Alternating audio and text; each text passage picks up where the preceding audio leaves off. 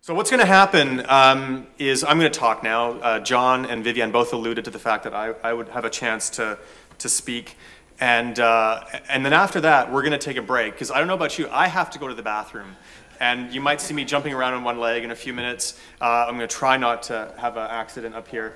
And then we'll take a break for about 10 or so minutes, and then every good TV show, as it sort of comes to the concluding episode, says, you know, coming up next to really whet your appetite for what's going to happen next week. You're not going to have to wait until next week. After the break, we've got a fantastic panel of people who are going to respond to the talks that you've just heard. We've got a representative from industry in Daniel Malone. We've got a representative on the policy side in Tom Catania. And then we have another respected and trusted academic, which I hear is important, and that is Robin Wilson. So after I'm done talking, break, but don't leave. You're going to want to come back, and then I've got another announcement to make at the very end, which is absolutely crucial, I'm told. So something, and that's a surprise. You're going to have to wait for that one.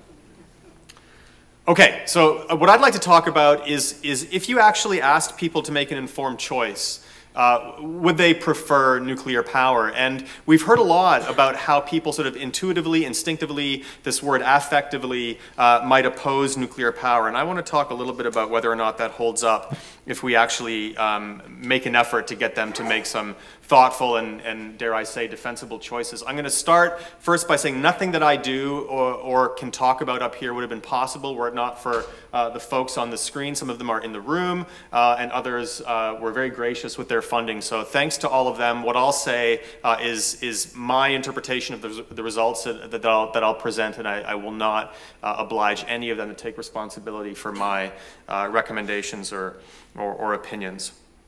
Okay, so I'm really interested in how people make decisions. I'm a decision scientist, which is I describe it as an uneasy marriage between economics and psychology. Never dull, but just imagine like Mary Madeline and James Carville, like lots of yelling and stuff flying across the room.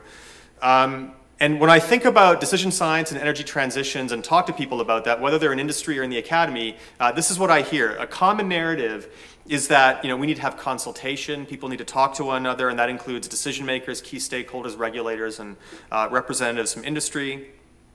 We need to include a heavy dose or a healthy dose of deliberation, negotiation, and when we need it, conflict resolution, transparency and trust or fairness. These are crucial components, and we need to inject as much of this into the process as we can. And then maybe last but not least, we need great science upon which to base our choices. And I challenge you to go out to Google Scholar and do like a search for science-based decision making. You'll grow a long gray beard before you can weed through that lengthy tome of research on science-based decision making. I'm going to venture, or I'm going to argue, I'm going to try to argue as this talk unfolds, that none of that stuff, while I think it's important, is anywhere near enough in terms of the challenge that's in front of us on the energy transition side. Okay, so when we talk about the common narrative still, and we start talking about who are going to be the usual suspects that we invite to the table to give us that science-based decision making, here's who we talk about: physics, chemists, engineers, people in public health and medicine, people in political science, public policy, economics, sociology, communications. We're bringing all these people to the table to teach us things that we need to know to make better choices. And the group that often gets left out are the people that do what Robin Wilson in the front row does, and what Victoria Campbell does, and what I do, which is kind of decision science. Research on judgment and decision making. When the rubber hits the road, how do people decide? And my argument and my complaint is that without that critical piece, we're going to end up doing a whole lot of talking, and we're going to end up letting people rely on a whole lot of motivated reasoning and sort of affective, intuitive judgment when they make their choices about things that matter a lot, like energy transitions, which includes nuclear power. So research on judgment and decision-making focuses not only on the what happens when we present people with different ways of thinking, what do they do, it also focuses on the why it happens. And I'm going to try and hit on both of these themes as I talk for the next few minutes. I teach a class on this, as do others, so I could talk at length about this. I've probably got a good 70 hours worth of material I could present. That's not going to work for our presentation, so I'm going to just deal with two questions.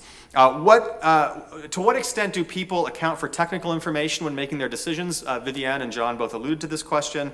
And then to what extent do people make decisions that are in line with the things that they actually care about in contrast to the things that they tell us they care about? And I'm gonna focus on the first question first. And to do that, I'm gonna completely change directions and talk not about energy or energy transitions, but I'm going to talk about, and this is a test. Does anyone know what that is on the screen? It's meant to be ice cream. So I drew it myself. And it's meant to be a cup of ice cream. And what you're looking at is 240 milliliters of ice cream dumped into a 300 milliliter cup. It kind of looks like maybe like coffee chocolate chip or something. And we're going to call that cup A. And here's another cup of ice cream. This is 200 mils of ice cream, so a little bit less, 40 milliliters less of ice cream dumped into a 150 milliliter cup, controlling for flavor. And this was an actual study done by Christopher C. at the University of Chicago. On one day, Chris presented people with cup A and asked them how much they would be willing to pay for that cup of ice cream. And then to a different group of people, he presented them only with cup B and asked them how much they'd be willing to pay for that cup of ice cream. And these are the results that he got. People willing to pay more for less ice cream. And I notice I'm standing on one leg already, which is a sign. What's happening here? There are two dimensions of these ice creams that the mind can use in making this decision about how much you're going to spend. One is, and if you're an ice cream expert, you're going to look at how much ice cream is in that cup. So you're going to be making some judgment based on 200 mils versus 240 mils.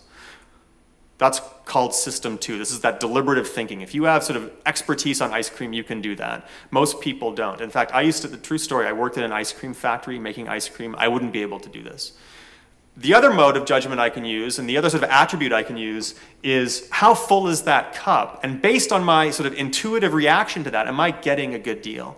And you're going to see that if the cup is overflowing and it's melting down the sides, that's a really good deal. Imagine going to McDonald's and getting the French fries and they gave you the little thing with like, you know, only a small number of fries in it. That doesn't work. Same with the popcorn at the theater. You want to see it kind of spilling out. And when you see that, that's a sign that it's a good deal. And that's a very sort of intuitive emotional reaction to something that's good, or in this case, something that's bad.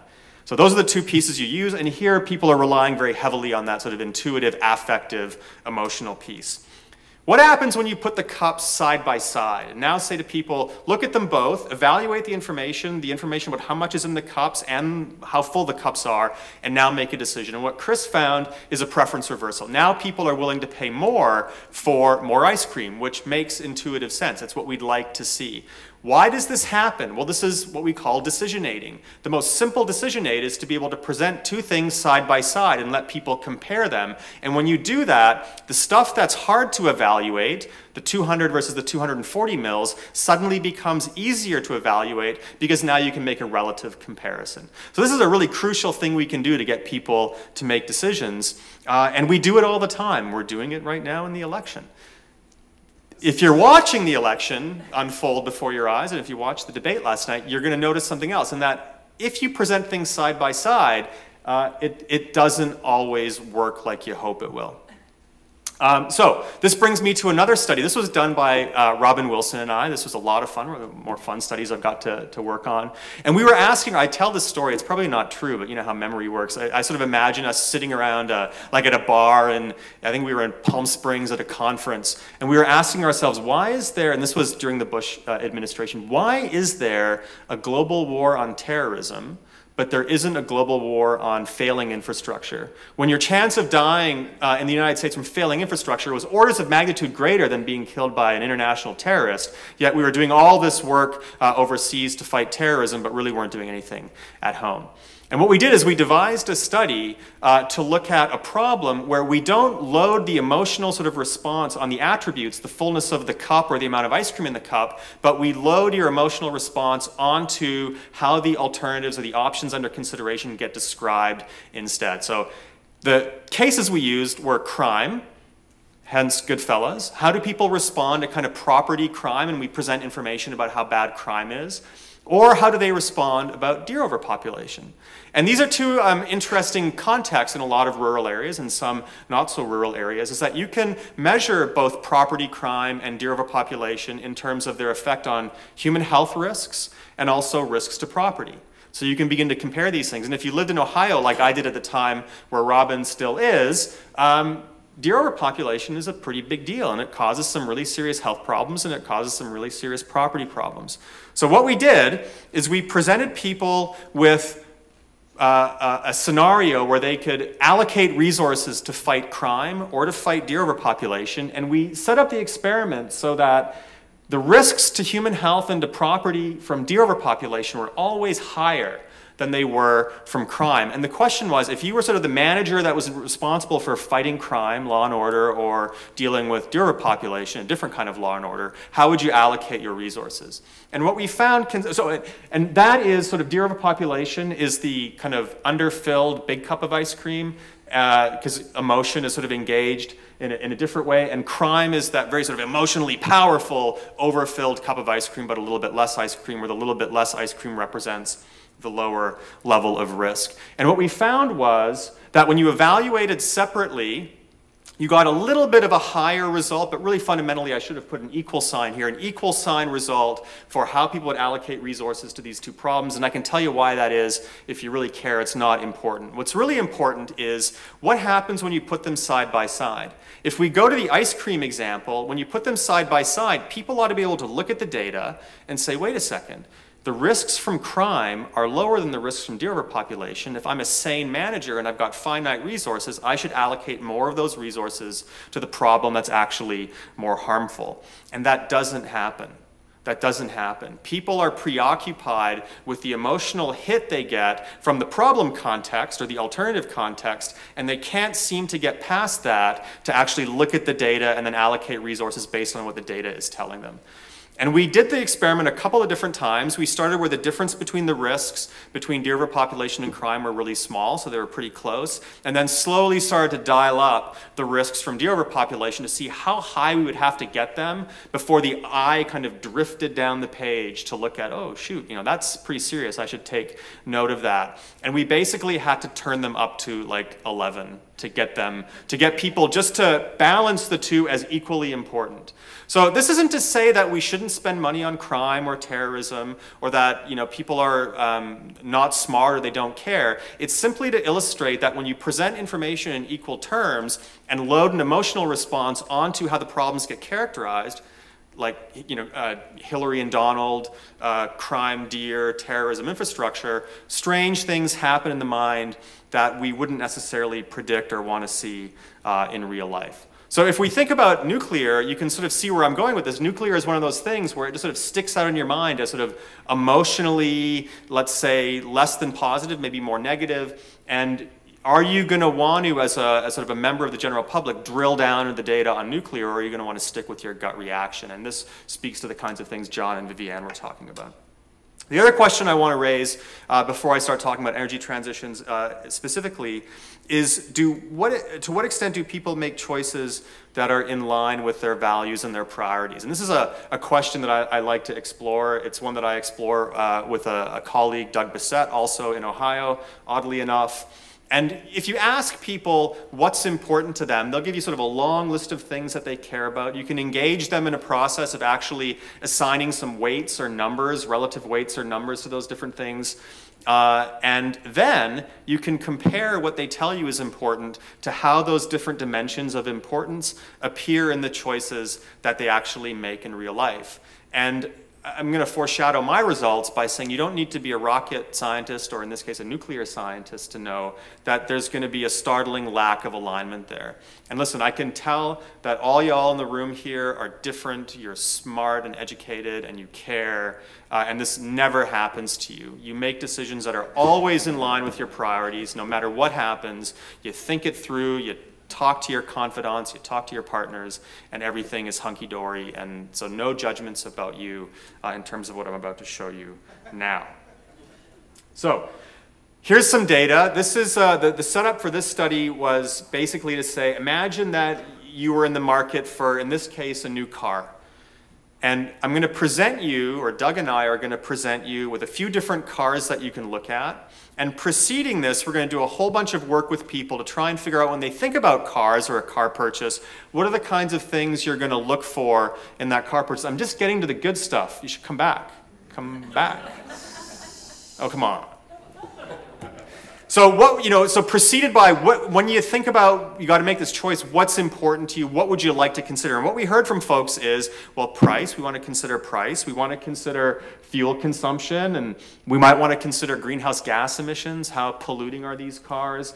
It would be nice if the cars were safe, and it would be nice if the cars were of decent quality and high reliability. And we can attach units of measurement to those individual attributes. Dollars for price, fuel consumption, liters per 100 kilometers. Here's the Canadian in me, so that's how you know. Greenhouse gas emissions, tons with an ES, another Canadian thing, of CO2 per year. The safety rating, we can go to Consumer Reports and get that data, and quality and reliability, we can get that from Consumer Reports as well. And then people should know that you generally want to spend less on a car than more, all things being equal. So if you went to like I'm not going to say Volkswagen, I was going to, but I just did. I'm not going to. Toyota dealership. You know that for the same car, two dealerships, you're going to try and get the best price. So generally speaking, you want a lower price. Generally speaking, you want better fuel economy, so lower fuel consumption. You want lower greenhouse gas emissions, and then you want a higher safety rating and a high quality and reliability score. And believe it or not, when you do decision support work, you have to tell people that. You have to remind them what direction you're shooting for, because as Viviane said, a lot of people who aren't, who've forgotten things that they learned in school, I won't even say not highly educated, because that's not the case, forget that lower price is better, a smaller number is better than a big number in that case, but for greenhouse gas emissions also, but then for safety, the bigger number is better. So it's nice to remind people. And then you can present people with the information about the different options, and we presented them with a Toyota Camry. These were all popular cars when we did the study. Ford Fusion, Volkswagen Passat, Hyundai Sonata, and a Volvo X60. And the task that we asked of people was really simple here. Please look at the information in light of this car purchase you're going to make, and order these cars from most preferred to least preferred. So the one that you would like the most would be number 1, and then the second most 2, and so on. And then what we could do, and what we did, is looked at that data, the same data, and used a system in the decision sciences called swing weighting. Don't need to dwell on it, I hope. But it's a way to get people to assign numeric values to the individual attributes. So how important is price relative to fuel consumption, relative to greenhouse gas emissions, and so on. And we can get numeric weights on those things. And then with a little econometrics, you can use those numeric weights to compute a new preference order for every single respondent in this particular study. And what you're hoping for, because we're all rational and we all make choices that are in line with our priorities, is that for each individual, their preference order is going to fall on this 45-degree line. And what that means is if I rank something number 1 in sort of an instinctive kind of holistic state, then when I do the weighting and I do the math, that whatever was number 1 in that holistic ranking will also be number 1 in the new preference order. And then what was number 2 will be number 2 in the new preference order, and the third ranked will be the third in the preference order, and so on. So we call this perfect calibration, that we're perfectly calibrated in terms of making choices that are in line with our values. This line is the not at all perfectly calibrated line. This is the opposite of perfectly calibrated. So perfectly calibrated gets a score of 1. Perfectly not calibrated gets a score of 0. And that basically means that I make choices that are exactly counter to what my values suggest. And here are the results for automobile purchases. Not so bad. If you actually show people the car brand names, Camry, Sonata, Passat, and so on, people hit at around a 0.73 on average per consumer. So that means they're hitting kind of calibration. About 70% of the attributes are sort of weighted in line with how they actually make choices. Not so bad. If you then strip away the labels, take away Toyota and Hyundai and Volvo and just say car A, car B, car C, car D, car E, people actually do better. And why they do better is because they're no longer being sort of pushed and pulled by brand bias. So their eyes now are diverted much more closely to the data and much less on the attribute or the labels on what the alternatives are. So now I want to talk about climate change. And here people were asked to evaluate 5 different strategies for dealing with climate change, from decarbonizing the economy, for doing geoengineering, to pulling CO2 out of the air and putting it into the earth. And what we see here is 0.63 a much worse level of calibration, getting close to a coin flip, where you'd actually be better off making your decisions by flipping a coin and hitting the things that matter most to you than by actually engaging and looking at the data. And this should be alarming. And here we don't see a lot of difference between exposed and blind, where the labels are on the alternatives, decarbonization versus geoengineering versus whatever, because people don't really know what those things are. So they don't have brand bias toward geoengineering or decarbonization like they do toward a Volkswagen maybe over a Volvo. And we did this over and over and over again for a bunch of different contexts, looking at cars, apartment rentals, how you invest for your retirement, how the US should intervene in Syria, and then at the end there, climate change. And what we see is that as the complexity of the problems goes up, so this is an ascending order of complexity and ascending order of importance, how important the problems are to society, our level of calibration begins to go down and down and down and down. And it goes back to the stuff I showed earlier. If you don't know a lot, if you don't have that technical expertise about these issues, it becomes really hard to make choices that are in line with your priorities. So where am I going with all this? I'm not even sure anymore. No, I'm sure. I was just seeing if you're listening, and you didn't chuckle, so clearly you're not. These results point to a whole bunch of potential problems for decision makers, regulators, policymakers, people in industry. One is that how our emotions are engaged becomes a very influential factor in how we make choices, stuff that Viviane and John talked about.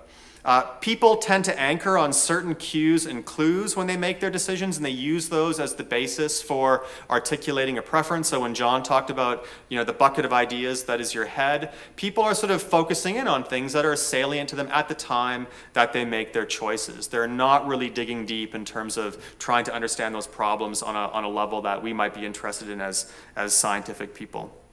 And then there appears to be a persistent lack of internal consistency. We struggle with making choices that are in line with the things that we care most about. What we think we know from a decision science standpoint is that when we make important choices, that analytic system, that ability to look at the data, and that affective system, our emotions being engaged, those things should be working in unison.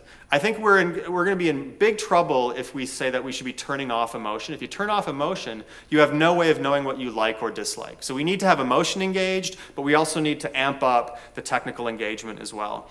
Anchoring on a small subset of attributes, the things that define the alternatives or the problems we're looking at, that's okay if we anchor on them based on some kind of elaborate, deliberative analysis of what really is important and what really isn't as important.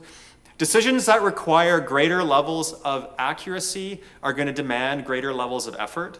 So if we're talking about what yogurt you're going to buy at the grocery store tonight on your way home, we don't need to do structured decision analysis with a facilitator and a moderator and a room full of stakeholders for that. If you mess that decision up, you're going to be able to fix it tomorrow. If you got cherry and you didn't like it, you can get raspberry yogurt tomorrow, no problem. So low demands for accuracy, low demands for effort. Make your decision however you want. That's totally fine with me. If you're going to be making decisions about nuclear power, I'd like to see, personally, and I think you would agree, a little bit more effort on the decision-making side. And then a hallmark of decision quality, we keep talking about we need to make better decisions. What is a better decision? In my view, a better decision is the one that results in an outcome or the opportunity to deploy an outcome that's most closely in line with your stated preferences.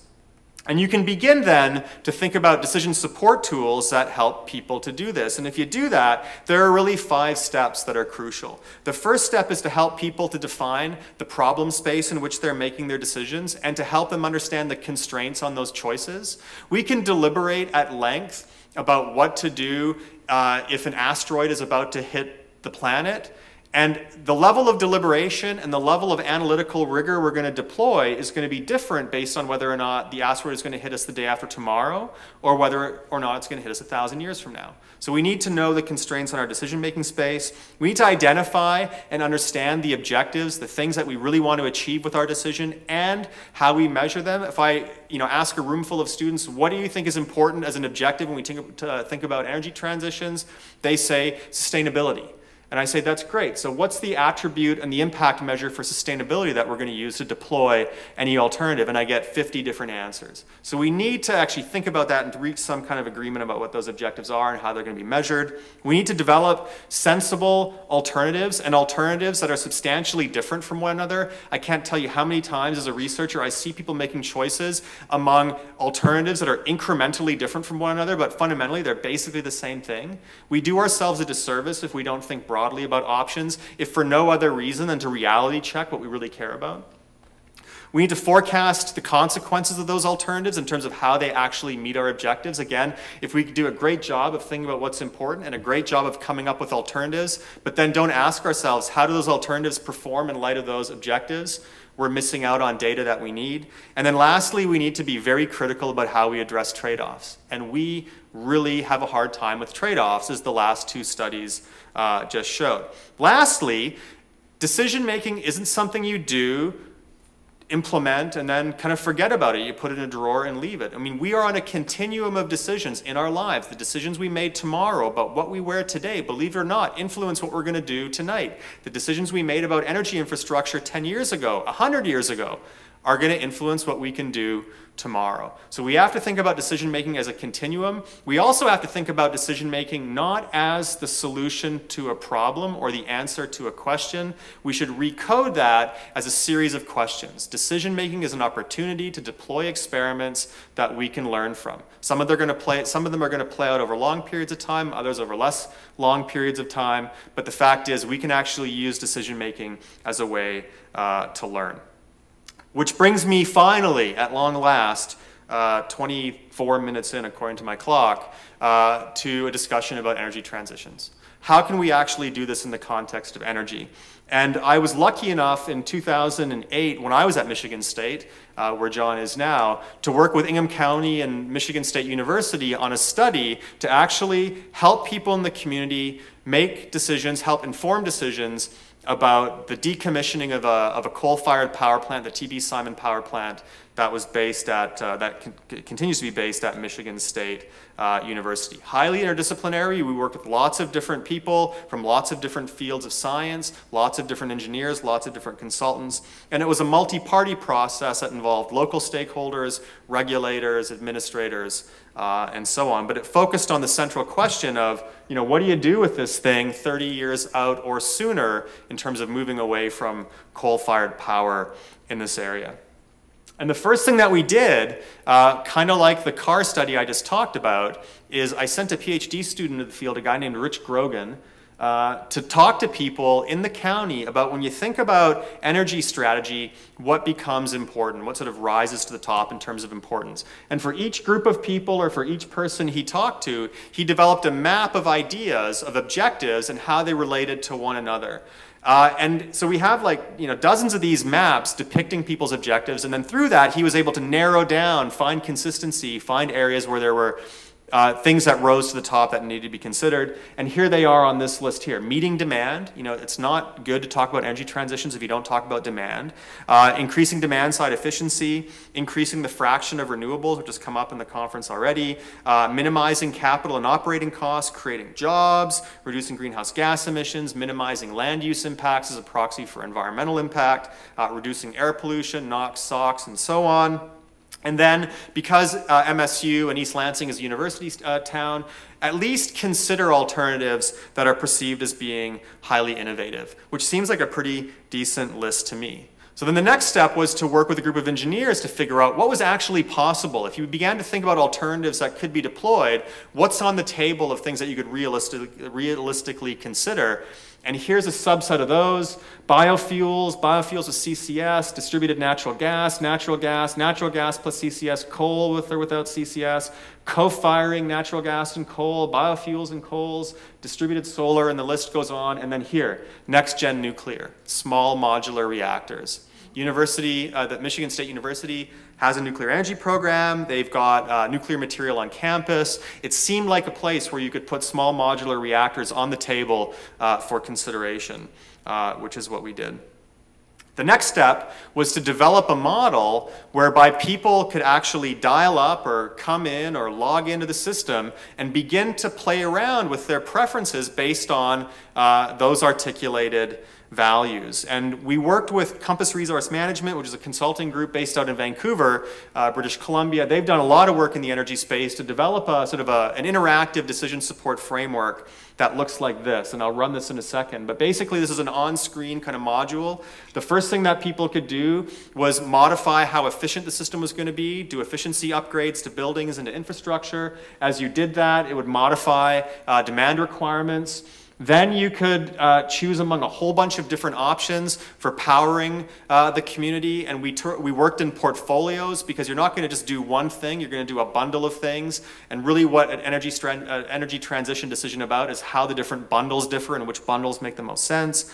You could then see how those different bundles would affect demand requirements, both in terms of electricity generation, but also thermal generation. And then finally, you could see how those different alternatives, that bundle of alternatives, would perform in light of the different objectives that people articulated that Rich worked so hard to develop. And this is, whoops, sorry, my bad.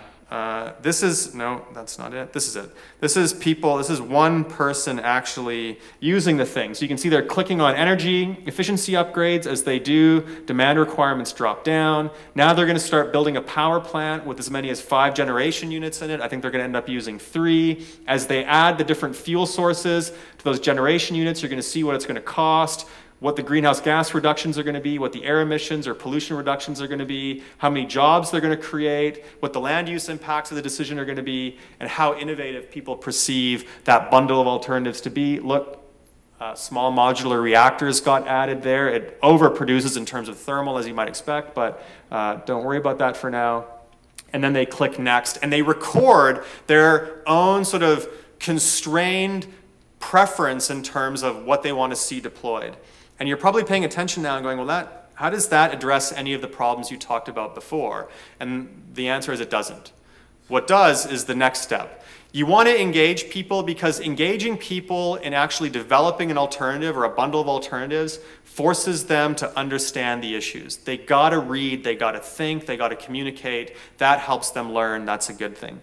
Then we presented them with the alternative that they just generated or created, and a whole bunch of different options that they can consider, and added a weighting tool. Now saying, now let's look at the individual attributes, price, land use, greenhouse gas emissions, and so on. Let's weight those, and now we can come up with sort of a distribution of how important those things are to you, relatively speaking, and now we can show you a preference order. The tallest bar is the most preferred option among all the ones on the table. The second tallest is the second. This is the user-generated one for that one person I just showed you. And you can see that there are 2 alternatives in the set that actually perform better than the one that they actually built. They didn't do too bad, so good on them. And you can tell why these are doing so good, because the thickness of the bands is reflective of the relative weights they put on the different objectives. So it's a way to get people to think about not only what's important to them, but how what's important to them translates into decisions that they could actually make. So now the punchline, after all that time, how does nuclear energy fare? Do people, when they're asked to make an informed choice and go through a process like that, do they actually select nuclear? Who thinks yes? Who thinks no? The big yellow bar is nuclear. So most people who instinctively, intuitively would not prefer nuclear power, are suddenly coming around in that analysis of trade-offs to the fact that of all the things I care about, nuclear is one that I can live with. Now, you're going to say, hey, one of those attributes wasn't catastrophic potential or risk or whatever. And you're right, it wasn't, because we felt like nuclear power conveyed enough of that on its own. We didn't need to then remind people that there are risks associated with nuclear power, just like we didn't need to remind people that there are risks associated with coal. We figured that people would be able to parse that out in their minds themselves. Had we done that, would we have gotten different results? I bet you we would have. But the point isn't to use this as a way to study how people think about risk. It's a way to think about how people prioritize different objectives. And when you do that, nuclear suddenly becomes a more competitive option than than it would be if you sort of just thought about it intuitively. Now, this doesn't mean that people are only picking nuclear. It just means that nuclear is playing a role in the bundle of alternatives that people are considering. So it's nuclear along with a whole bunch of other stuff, distributed solar, natural gas, whatever, to create that portfolio that ultimately ends up being an alternative that gets deployed as part of energy strategy development. Other results from a process like this, people learn, which is good. We see significant increases in how much people learn. We see high self-reported ease of use and satisfaction. So when we actually deployed this, and by the way, we did this in Canada as well and got very similar results, people actually like being a part of this. They've told us in sort of self-reported surveys and in debriefing sessions that this is one of the unique times where I got to do something where I felt like I was actually engaged and not just sort of pinning, pins on a board saying I like this or I don't like this.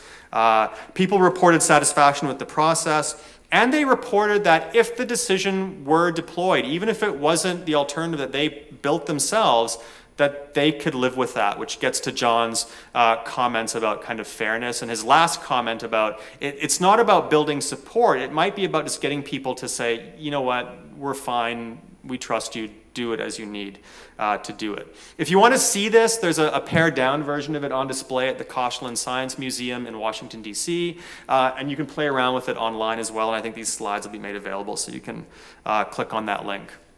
My research group, we've been doing a lot of research on energy. I used to live up in Calgary, which is sort of energy town in Canada, for a lot of different reasons, some good, some less than good. And we've got a ton of papers on this. The ones highlighted in blue speak to the results I talked about, but there's a whole bunch of others. Here's my email address. If you're interested in any of this, I'd love to hear from you. And with that, I'll stop and take some questions.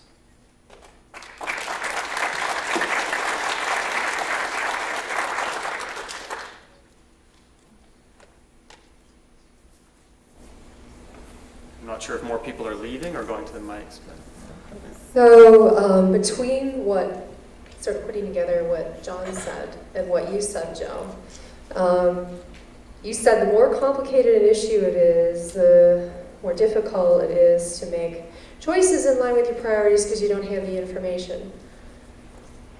Something that seems to be implied is, and you're not going to go get the information. What do we do about that? That's a really fantastic question. With regards to climate change, where you said the correlation is about 62% or something. That's a really good question. I hope that Viviane or John will speak to that in the panel discussion, but they both sort of spoke to it in their talks. Viviane does work on risk communication and talked about the importance of rethinking how we actually engage in that communication process. John talked about how utilities and regulators have channels to communicate with people to actually get them engaged. We talked a little bit about this as we were preparing for the session today, and I think Tom said, there's this sort of sophistication gap, and how do we deal with the sophistication gap as we talk about nuclear? And my response was, when we think about the engineering and when we think about sort of all the questions that the chemists and the physicists and the public health people are talking about, those are some really sophisticated models. When I personally think about the communication models and the engagement models, they're pitiful. I mean, disgusting.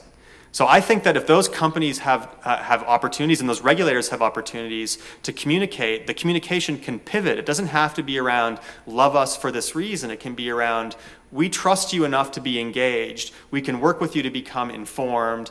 And then we can trust you enough to use your input to help us guide our choices. I know that people do it, that companies do it with their shareholders. There's no reason we can't do it on these broader policy choices. So then it's not a matter of Joe Public, it's always Joe, it's never Robin Public. Joe Public, it's not a matter of Joe Public going and getting the information. It's about us reaching out to those people and engaging them in ways that they've never been engaged before. And that might be a wishy-washy answer, but that's the best I could come up with in 30 seconds. That was a really good presentation. I was wondering if you have done any analysis, also including demand response, adaptive load management, and energy efficiency among your You know, I know they're not energy sources, so to speak, but they certainly enter into the capacity issue and the need to build new generation resources. That's a fantastic, fantastic question. The short answer to your question is no, and the longer answer is not because it's not important. But this thing that we tried to do was like the tricycle with training wheels built onto it, to see what would happen if we actually deployed such a thing. I know Vivianne's group now at ETH in Zurich is trying to take the next step with this, as I understand it, and others are as well. So I'm hopeful that those kinds of issues can be addressed. How do people deal with uncertainty? How do people deal with fluctuations in price? I think there's a way to do that. I've got some ideas, but have we done it? No, not yet. I've noticed that people make most decisions by social identification because we're social animals. So for instance, if you're trying to buy a car and you have a good credit rating, you'll probably choose the most expensive one because that'll be the most impressive. Or if you're trying to choose an energy system, you'll probably choose the one that won't make you look like you've been fooled again by those people you don't like. Or maybe you'll choose the one that the other people in the Sierra Club are choosing. But rarely do people think on their own about this. Can you comment about how you can test that or whether you agree with that?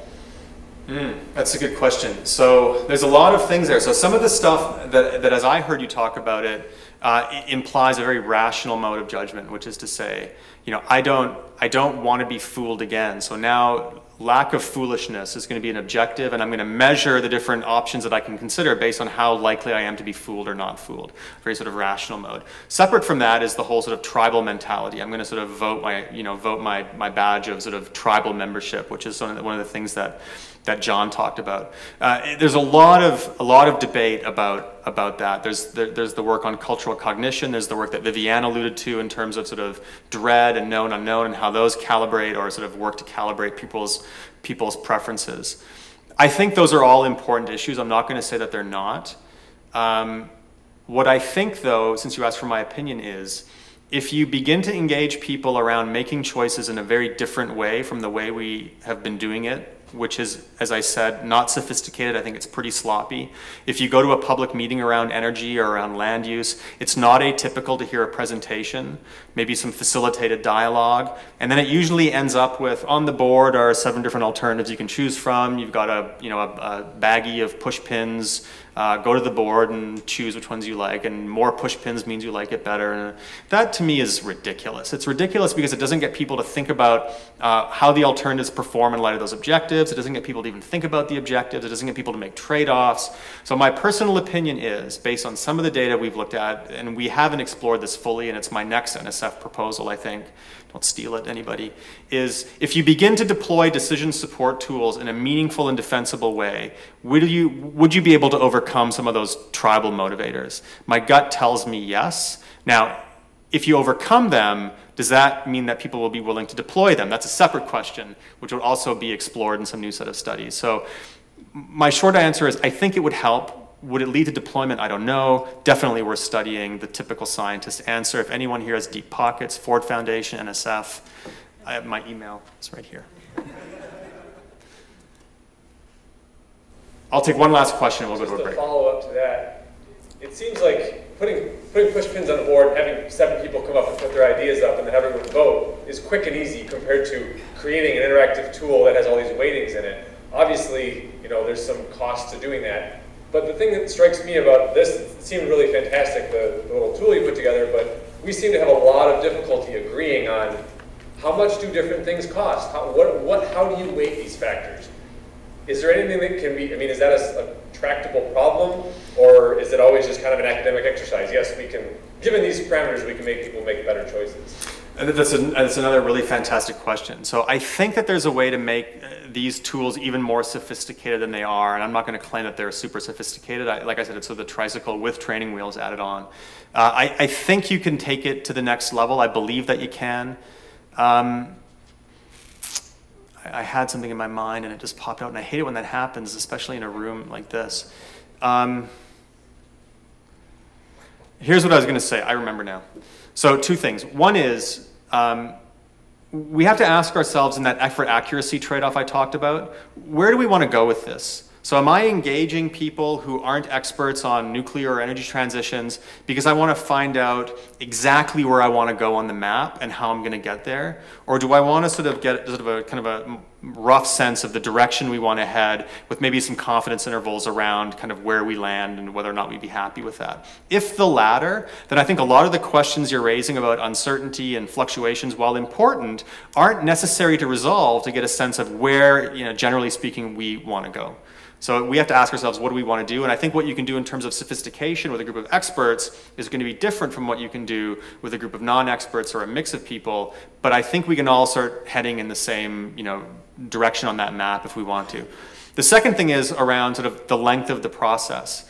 What's beautiful about thinking about decision making in a different way is that you can do something as elaborate as this involving lots of stakeholders and consultants that takes many years, or you can just begin to practice these skills and deploy them on your own in a much shorter time. One of the studies we did that I didn't talk about is work we did in Tanzania with Maasai women in the desert around group decision making around point of use water treatment. For a variety of reasons, we had no more than a few hours with people and could basically go through the same process of looking at objectives, thinking about alternatives, thinking about how they perform, doing trade-off analysis, using very rudimentary tools, and still sort of landing on the map in a place that people were nodding and going, yeah, that feels better to me than just sort of the push-pin method. So there's a lot of sort of degrees of sophistication that we can go, but I think the basic premise is decision support can help us no matter how sophisticated we want to be. Okay. I have prerogative to cut the questions off, and I'm going to. There's no one standing at the mics anyway. What we're going to do is take a break for 10 minutes. We're going to reconvene here at 10 after 4, and then we're going to hear from our panelists, because really the show hasn't even begun yet. The really good stuff is coming with Tom and Dan and Robin. So please come back in 10 minutes.